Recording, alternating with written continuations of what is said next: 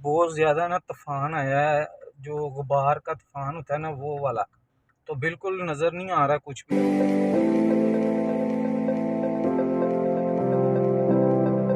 Guys ये देखिए मैं ना मदीना हरम शरीफ के बिल्कुल पास हूँ, तो यहाँ पे ना तूफ़ान आया, बिल्कुल कोई चीज़ नहीं नज़र आ रही।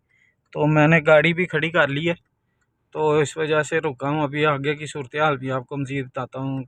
बहुत ज़्यादा ना तूफ़ान आया है, जो गुबार का तूफ़ान होता है ना वो वाला, तो बिल्कुल नज़र नहीं आ रहा कुछ भी। तो मैंने तो इधर गाड़ी खड़ी कर दी और खड़ा हो गया हूँ, ताकि कोई ऐसा मसला ना बने जिससे कोई और इशू बने। तो अल्लाह ताला से दुआ है कि अल्लाह पाक हम सब को खैर आफियत में रखे और सब की मुश्किलें आसान फरमाए। जो लोग जहाँ पे भी हैं, जो बीमार हैं, अल्लाह पाक उनको तंदुरुस्ती दे। अल्लाह पाक आप सबको खैर आफियत में रखे। मुझे भी दुआओं में याद रखा करें। अल्लाह पाक आपको अपने ईमान में रखे और ईमान वाली ज़िंदगी अता फरमाए।